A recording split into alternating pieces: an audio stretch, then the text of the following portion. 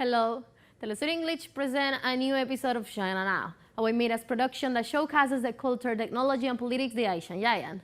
In this first segment, the President of China made his third trip to the U.S. after 6 years and Biden's second in-person meeting with Xi since assuming office in 2019. Also on November the 10th, the 42nd session of the UNESCO General Conference passed a resolution to establish an institute for the international STEM education in Shanghai. This marks the first time that UNESCO Category 1 center is established in China. Let's see. China Current is a weekly news talk show from China to the world. We cover viral news about China every week and also give you the newest updates on China's cutting-edge technologies. Let's get started.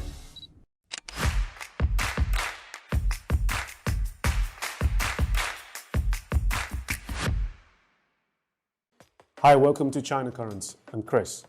On November 14th, Chinese President Xi Jinping touched down at San Francisco International Airport for a significant diplomatic visit, which includes a highly anticipated meeting with U.S. President Joe Biden and his attendance at the 30th Asia-Pacific Economic Cooperation Leaders Summit. It is Xi's first trip to the United States in 6 years and Biden's second in-person meeting with Xi since assuming office in 2019. Xi's arrival was met with a warm reception. Notable figures from the U.S. side, including Governor of California Gavin Newsom and Secretary of the Treasury Janet Yellen, extended a cordial welcome to the Chinese leader. Accompanying Xi on the trip are high-ranking Chinese officials, including the Chief of Staff Cai Qi and the Foreign Minister Wang Yi. The Chinese ambassador to the United States, Xie Feng, was also present at the airport. Earlier this week, Biden expressed his objective to restore regular communications between the two countries, including military contacts, during his upcoming discussions with Xi. White House National Security spokesperson John Kirby informed reporters that Biden and Xi would discuss various topics, including the conflict in Gaza and Ukraine, economic issues, and climate change. The world will watch closely on the outcome of Xi's visit, as it has the potential to shape the trajectory of China-US relations and impact the broader geopolitical landscape. On November 15th, Chinese President Xi Jinping met with US President Biden at the Phyllis Witherell House in San Francisco. Before the formal meeting, there was a lively discussion on Chinese social media about San Francisco's effort to spruce up the city and relocate its homeless population of thousands before President Xi and other APEC leaders arrived. The US side described this as a summit meeting. Whether judged by the unique arrangement, the attention from both countries and international community, or the significance of the meeting, this was a summit of strategic importance with far-reaching impact. It was the two leaders' first face-to-face meeting in a year. President Xi stated that the fundamental question was whether China and US saw each other as partners or rivals, and whether they pursued mutually beneficial cooperation or zero-sum confrontation. He said the right choices in history must be made. Xi elaborated on China's principles regarding Taiwan, stating it was the most important and sensitive issue in China-US relations. China appreciated the US reaffirming its One China policy in Bali. The US should reflect in concrete actions by ceasing arms sales and military support for Taiwan and supporting peaceful reunification. China will and must achieve reunification, Xi stated. The leaders agreed to promote and strengthen dialogue and cooperation in various areas, including establishing an artificial intelligence dialogue, anti-drug cooperation, resuming military-to-military talks, increasing flights, and expanding education, culture, and business exchanges. They also stressed the importance of urgent climate action in this decisive decade and welcomed recent discussion between the climate envoys. On the same day, China and the United States have jointly issued a Sunland statement reaffirming their commitment to collaborate and tackle the climate crisis. The statement was released following discussions between China's climate envoy Xie Zhenhua and his U.S. counterpart John Kerry held earlier this year. The two governments outlined the areas focused for their collaboration, which include energy transition, methane reduction, circular economy, and resource efficiency. The statement emphasized that the purpose of the collaboration is to accelerate concrete climate actions through dialogue and cooperation. As part of the efforts, they will restart bilateral dialogues on energy policies and strategies while deepening exchanges on energy saving and carbon reduction solutions. Furthermore, the joint statement reaffirmed their commitment to the goals of the Paris Agreement, which aim to limit global warming to well below 2 degrees Celsius and strive to restrict the increase to 1.5 degrees Celsius. The release of the statement marks a significant milestone in the ongoing efforts to combat climate change. China and the United States, as two of the world's largest emitters of greenhouse gases, have recognized the urgency of the climate crisis and the need for international cooperation to address its impacts. The declaration sends a positive signal to the global community, demonstrating that even amidst geopolitical tensions, countries can come together and tackle shared challenges. Next up, UNESCO.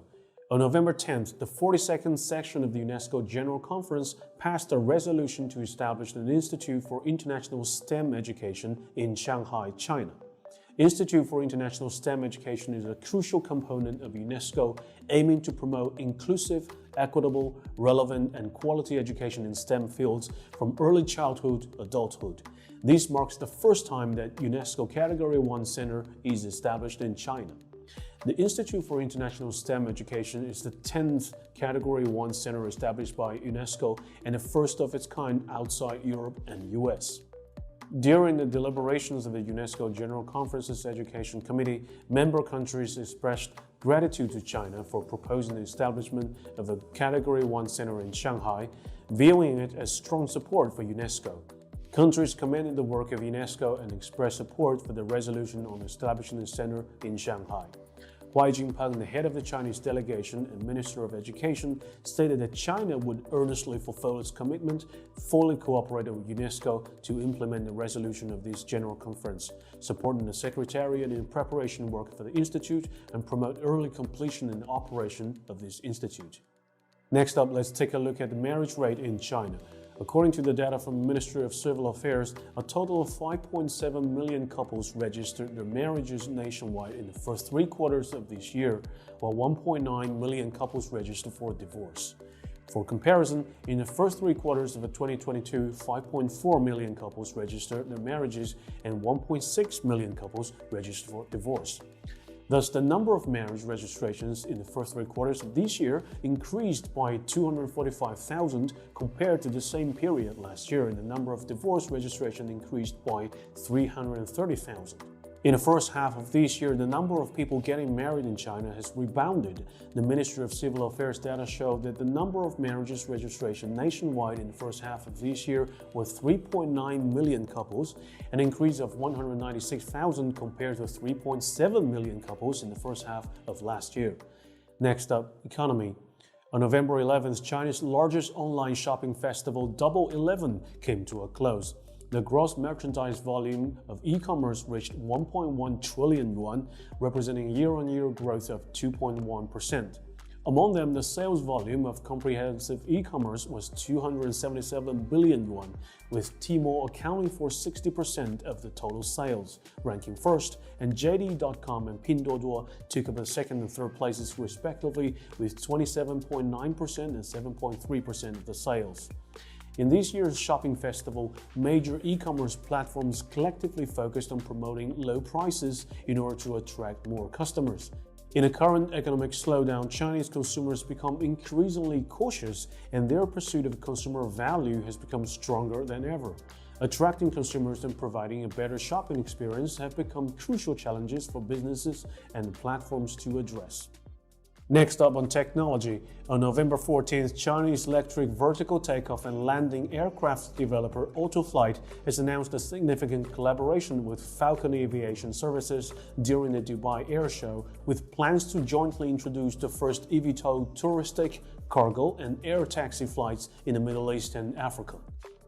Autoflight is one of the most advanced eVTOL developers in China, which set a record for the longest single-charge flight by an eVTOL craft in February this year after it traveled 250.3 kilometers.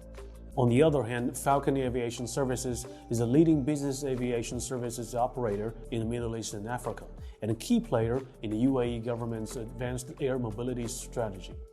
eVTOL aircraft, which boast energy efficiency comparable to electric cars and require no fixed facilities such as airports or runways, offers quieter and more cost-effective transportation options than helicopters, making them well-suited for intracity or inner-city travel. As Middle Eastern countries strengthen their economic ties with China, Chinese aircraft producers are increasing their market share in the region. Earlier this year, Autofly secured a purchase contract with logistics services providers in the Middle East, including 10 cargo eVTOLs that will operate in the UAE and Saudi Arabia. From China to the World, a column written for Autofly's strategic planning highlights the electric aircraft producers' ambition in transportation services. Last but not least, China's Beidou navigation satellite system has been recognized by the International Civil Aviation Organization as meeting the required standards. The Civil Aviation Administration of China confirmed this progress on November 16th. Beidou's technical standards were updated to ICAO's existing standard documents of the Convention on International Civil Aviation for the latest revision, making Beidou a universally accepted navigation system for global civil aviation. China's aviation agency submitted its application to include Beidou into ICAO standards over a decade ago in 2010. The system was tested by ICAO to verify its capability for global aviation navigation and its compatibility with other global satellite navigation systems. By June 2020, the third-generation Beidou 3 system completed its constellation deployment after the final satellite was launched and has been serving over 200 countries and regions since then. Beidou is one of the 4 global satellite navigation systems recognized by the United Nations, alongside with US's GPS, Russia's GLONASS, and EU's Galileo. Similar to other global satellite systems, Beidou has developed 2 levels of positioning services: open service for civil navigation and restricted service for military use. Currently, the military service of Beidou has been granted exclusively to the Chinese People's Liberation Army and the Pakistan Armed Forces. And that's all for today. Thank you for watching this episode of China Currents. If you have any thoughts and comments about our show, please reach us at the email address below. I'm Chris, looking forward to hearing from you, and see you next time.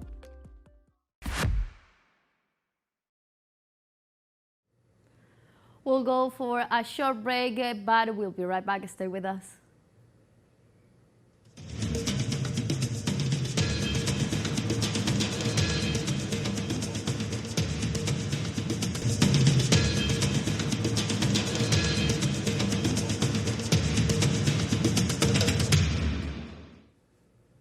Welcome back to China Now. In this second segment, we have Thursday with some tech innovations and announcements that happened in China last week. Just as China unveiled breakthroughs, silent thermoacoustic power generator and artificial intelligence chemist creates oxygen from Martian rocks and enables sustainable exploration. Meanwhile, in Thinkers Forum, we have Irina Volkova, former Director General of UNESCO, talking in the third Belt and Road Forum for International Cooperation about how unilateralism's approaches are not the responses today. The collective knowledge, efforts, and commitments are indeed needed. Also in Thinkers Forum, Ivo Josipovic, former President of Croatia, talking about how China, with the Belt and Road Initiative, will be a generator of economical prosperity of many countries. Let's have a look.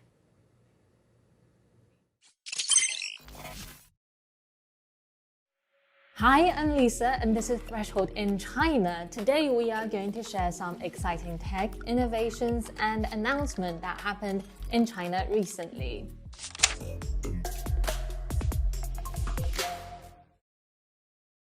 China has built the world's most powerful thermoacoustic power generator. Well, what is it exactly? Generally speaking, it is a generator powered by heat and can deliver energy in silent, so it is widely used in industries such as submarines and aerospace, basically when you don't want to be detected. It was created by researchers at the Technical Institute of Physics and Chemistry, TIPC, of the Chinese Academy of Science. In recent tests, their system delivered 102 kilowatts of electricity from a 530 degrees Celsius heat source, and this is the highest power achieved by a free-piston thermoacoustic Stirling generator. Its 100 plus kilowatts capacity significantly expands potential application from distributed power generation into aerospace. The military in particular value this quiet and efficient technology. Now, Sweden has successfully used this technology in its submarines. Meanwhile, China has also been working on developing Stirling engines for naval applications. Many modern submarines that use air-independent force rely on Stirling engines to provide onboard power. Luo Ertang of TIPC noted it can utilize various heat sources using solar, waste heat, and biomass. Its flexibility and sustainability make it ideal for remote or portable use. Like the classic Stirling engine invented back in 1816, it's also a closed system that uses heat to generate power. But unlike traditional Stirling engines, it operates silently by relying on sound waves rather than steam or moving parts. The breakthrough is at its core the thermoacoustic engine. This engine takes the heat and turns it into powerful sound waves using temperature differences. It exposes a gas like helium to uneven temperatures that cause the gas molecules to speed up and slow down repeatedly inside the engine. This oscillating motion of the gas is what generates the intense resonant sound waves that power the generator. The intense sound wave then causes the unattached piston, hence the free piston, inside to move back and forth in a straight line motion. The attached magnet then generates electricity as they shuttle through surrounding coils in the linear alternator. Comparing to traditional Stirling engines and steam plants, the acoustic approach concentrates thermal energy into organized sound waves that can effectively drive the piston. The sound propagation transmits the energy. According to Gu Jianying of TIPC, the current thermoelectric conversion efficiency is about 28%. If the heat source reaches 600 degrees Celsius, efficiency could increase to 34%. Thanks to the innovations in heat transfer, gas sealing, and vibration control, the linear alternator was able to eliminate harmful vibrations while maintaining the vital airtight seal. Because the architecture is very simple such that there is little moving component, the generator then can operate silently and reliably. While NASA patented a similar system, China has now gone further in translating this technology from concept to reality. At the same time, China has tested another free-piston Stirling engine in space and trying to see if it can be a power source for space stations. However, the way the technology works is a little bit different to what we just described. The full name of this technology is called a free-piston Stirling thermoelectric converter. It directly converts heat energy into electricity by utilizing the thermoelectric effect. During the test, the thermoelectric converter performed in a stable manner throughout the entire process and produced better than expected performance indicators. The potential of this technology lies in its ability to reduce a spacecraft's reliance on solar energy and offers an additional power for upcoming crewed missions and explorations in deep space environments.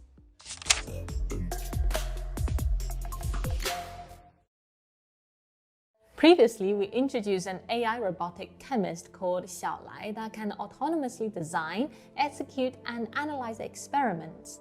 It now has a new job to produce oxygen from Martian meteorites. As humans, we dream about moving to other planets like Mars. The first step to take is to overcome the lack of oxygen in the Martian atmosphere.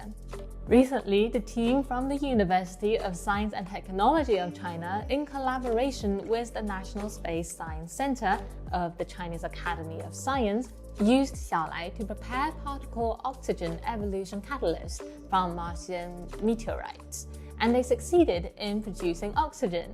This remarkable achievement can potentially reduce the cost and complexity of human missions, while enable sustainable explorations by utilizing local Martian resources. While the oxygen required for human activities cannot be replenished in the Martian atmosphere, recent evidence of water activity on the planet has raised hopes for large-scale oxygen production through electrochemical water oxidation processes. This process relies on an oxygen evolution reaction (OER) catalyst to lower the energy barrier to make water splitting more efficient. Theoretically, solar electrolysis with an effective catalyst could yield fuel and oxygen using local resources. Can this be achieved on Mars? AI seems to provide a perfect solution.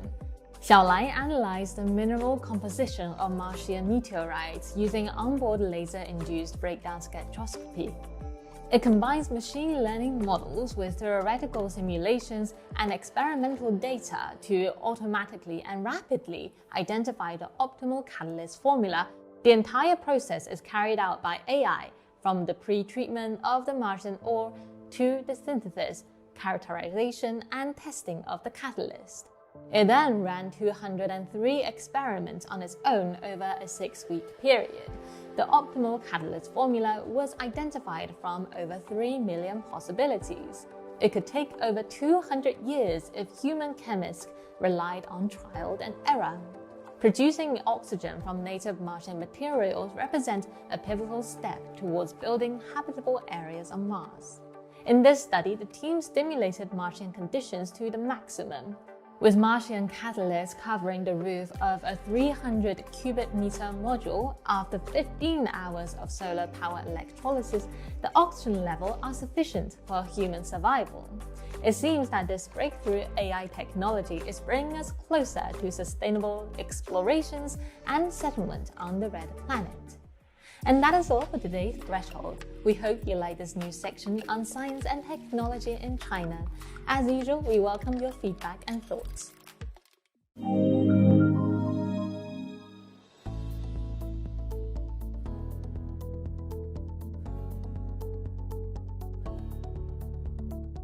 And I think that the celebration of the 10th anniversary of the Belt and Road Initiative invites us again to engage in a global debate about living together in peace and mutual understanding in a fragile world.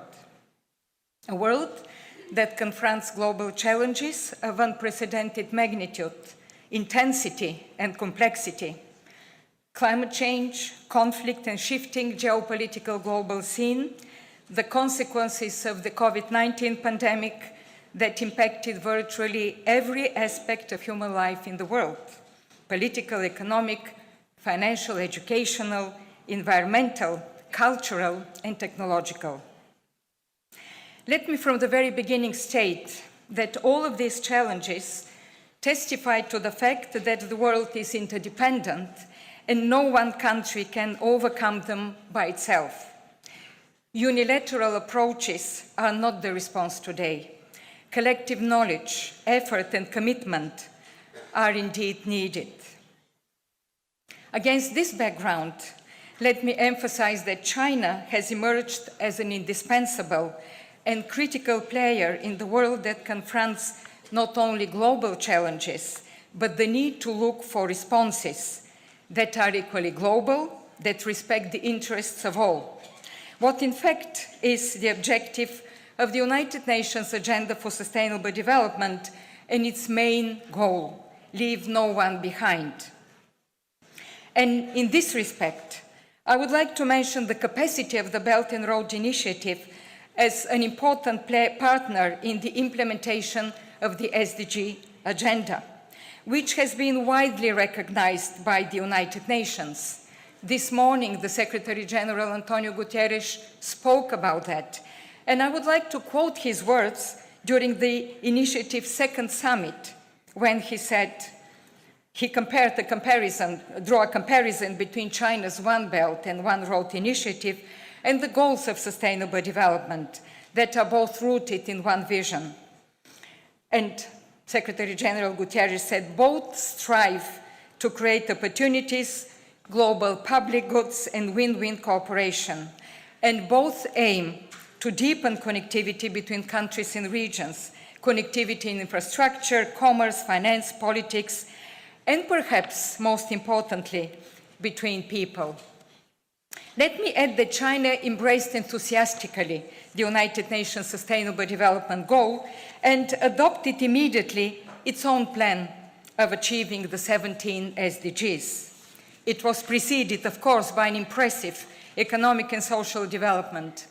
Since the beginning of the reforms in China, a little more than four decades ago, China has lifted more than 730 million people out of poverty by the year 2015, accounting for over 70% of global poverty reduction accomplishments. And what is remarkable in the Chinese economic miracle is that the government has made human development the focus of its policy. It has implemented strong and targeted economic and social policy to ensure that no one is left behind. And albeit the COVID-19 pandemic, China reached the goal of the targeted poverty alleviation campaign launched in 2017, completely eliminating extreme poverty, 10 years ahead of the Agenda 2030. So today, rescuing the Sustainable Development Goals has become the paramount challenge of our era as we confront the cascading crises that threaten our very existence. The clock is ticking, yet sadly, our collective response has fallen tragically short of the urgency required to attain the goals. And Secretary General Antonio spoke very convincingly this morning about it. It is undeniable that we are careening off course with the latest forecasts ominously predicting that not a single nation will meet the ambitions of the goals by the year 2030. The gravity of the situation demands immediate and decisive action to steer us back on track and ensure a sustainable future for generations to come.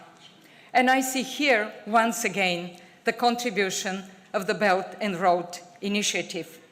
China has a lot to offer to the world when it comes to sustainable development, and China has the responsibility to share this with the world. The 10th anniversary reminds me about President Xi's visit to UNESCO in March 2014, when I was Director General of the organization, and his landmark speech, when he said, "Spanning thousands of miles of years, the ancient Silk routes embody the spirit of peace and cooperation, openness and inclusiveness, mutual learning and mutual benefit. We should foster a new type of international relations featuring win-win cooperation. We live in a world with different cultures, ethnic groups, skin colors, religions, and social systems, and the people of various countries have become members of an intimate community of shared destiny." I see still the Belt and Road Initiative and its focus on cultural exchanges, on cooperation in education, in the sciences, as a renewal of the Silk Road, which seeks to build trust and confidence and understanding between peoples and countries along its route, as another soft power infrastructure to provide mostly the younger generation with the knowledge, values, and openness of mind to shape more inclusive and peaceful societies, to master the language of diversity. Over millennia, the wondrous story of the Silk Road, from Xi'an to Venice, has been one of encounters between people, cultures, religions, and knowledge. These encounters have shaped civilizations over the ages, catalyzing inventions, fertilizing intellectual scholarship. They gave birth to literary and scientific treasures, to traditions and artistic practices that have been passed across generations. And the story of the Silk Road is closely linked to one of the fantastic ideas that UNESCO launched in the 20th century, the idea of world heritage, the most visionary, transformative, and positive idea. This is the idea that humanity stands united in all its diversity across shared values. The idea that all cultures are different, but that differences does not divide, it unites. And I believe the history of the Silk Road through Baghdad, Samarkand, Palmyra, Nineveh, Balkh, and dozens more historic places and sites shows us that the achievements of great civilizations mingled together and influenced each other. They bear the proof that the dialogue among cultures, the fruitful exchange and the mutual respect between the East and the West had existed and had produced from the beginning the best that humanity has.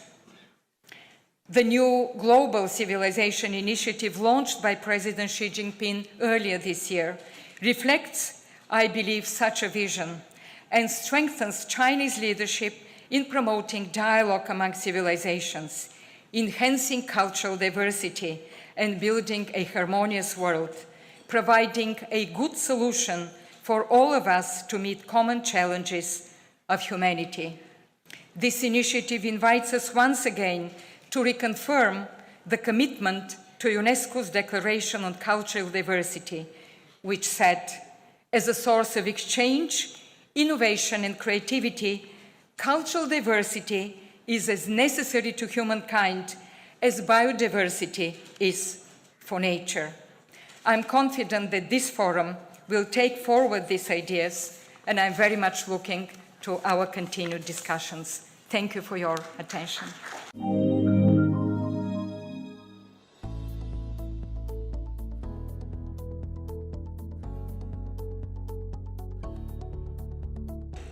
It's, I think, completely clear that economical effects of Belt and Road are really huge. It's very important for China because China is developing itself, but also for all other participating countries, 150 countries. There was a very nice presentation showing changement in global markets, and it was some kind of cartoon. And it was showing how in last 20 years, more and more, quicker and quicker, China is starting to dominate not only in Asia, but also in Africa, and being engaged in other countries like in Europe. I'm from a small country, small is beautiful, small country that have experience with China One Belt and One Road. Not many projects up to now, but one is finished. It's a very important bridge in our country, and it's beautiful. Bridge is beautiful. It was created and it was realized in very, very short terms. We were surprised. Chinese needed less time to build the bridge than with some additional roads, small roads. It was really, really impressive, and the highest official of Croatia and Prime Minister of China were opening this bridge, and that was for us a very important experience. So after this, there are some other engagements, and I really believe that in future Croatia and China are going to participate in Belt and Road projects more and more. In spite there are some obstacles. About obstacles a little bit late. So, a really important influence for Chinese economy, a really important influence on economies of many, many countries in the world, and of course, as it was mentioned before, to global economy. So, thank you, friends from China, being generator of economical prosperity. We need it now because we know that these days, global economy is going down because of wars, because of many refugees, because of human tragedies and bad politics. Politicians are always responsible for what's happening in the world, and those wars we are witnessing are really tragedy. Following this politics, I have to mention political side of Belt and Road project. Political side means that 20 or 30 years ago, 20 years ago, there were some other countries promoting globalism. And China was not always included, it was a little bit closed from the other trends. And those countries, developed countries, promoted globalism, among the other reasons, because they were superior on the market. They are not superior anymore on the market, and they are not promoting globalism. Now they promote protectionism. And it's wrong, because finally, such a big movement as Belt and Road, led by so important economy, second world economy and world economy, I'm very sure it will be first very soon, it's not possible to prevent it, because it's supported by all those countries having good effects from the projects. So Belt and Road is connected also to globalism. It's connected to multilateralism as well. And as it was said previously, I hope that Belt and Road can help recovery of international organizations, primarily United Nations.